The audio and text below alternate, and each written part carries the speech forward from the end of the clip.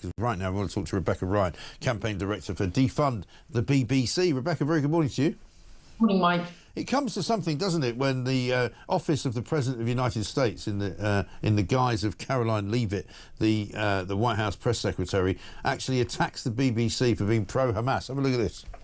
The administration is aware of those reports, and we are currently looking into the veracity of them because, unfortunately, unlike some in the media, we don't take the word of Hamas with total truth. We like to look into it when they speak, unlike the BBC, who had multiple headlines. They wrote, Israeli tank kills 26, Israeli tank kills 21, Israeli gunfire kills 31, Red Cross says 21 people were killed in an aid incident, and then, oh wait, they had to correct and take down their entire story, saying we reviewed the footage and couldn't find any evidence of anything. Oh. Okay, so we're going to look into reports before we confirm them from this podium or before we take action, and I suggest that journalists who actually care about truth do the same to reduce the amount of misinformation that's going around the globe on this front. So, I mean, that's the British Broadcasting Corporation, and that's their reputation now, completely trashed. Absolutely, and it's actually really quite beautiful to see that from the White House really calling finally on this huge global scale, calling out the BBC. You know, the thing is that's really frustrating about the BBC is they have a charter, which is the Royal Charter, which is what entitles them to tax us for watching any live broadcast TV from anywhere in the world.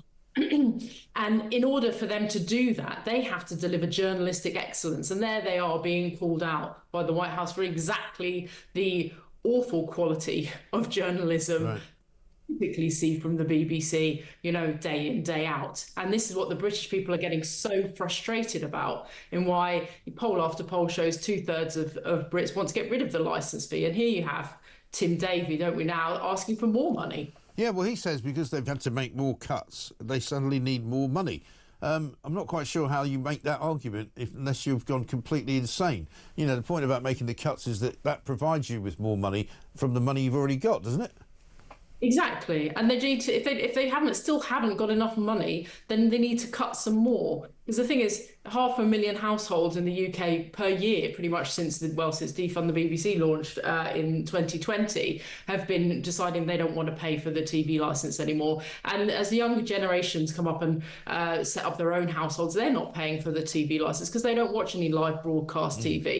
And the people that do typically pay for the TV licence are the older generations, and they're the ones that are being ignored and lectured and patronised to and called old racists during the Brexit debate years. And they're the ones that are then going to be charged even more money if Tim Davie gets his way. Exactly right. And the fee rose to £174.50 in April. I mean, that's not a small amount of money anymore. You know, people used to say, oh, you know, come on, it's only worth about £10 a month or £12 a month or something. There's a lot more than that now, and you could get other services for that same money.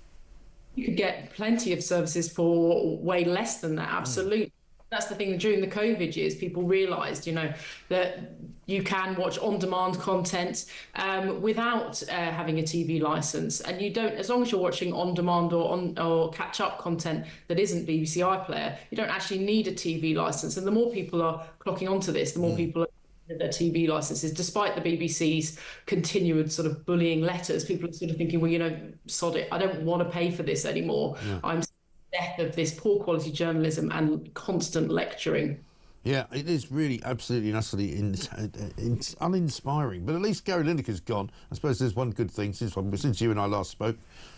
Yeah, absolutely. Well, it is good to see him go, but at the same time, he was our best poster boy because every time he said anything on Twitter, you know, more people would sign up to defund the BBC. So, but absolutely, it was a shocking waste of licence fee payers' money to keep that guy extremely well funded and then going out and, you know, launching all these political tirades on Twitter. So, you know, it is right that he's gone and good that he's gone. Yes, I agree. Couldn't agree more. Good to talk to you. Rebecca Ryan, Campaign Director of Defund the BBC. Mike.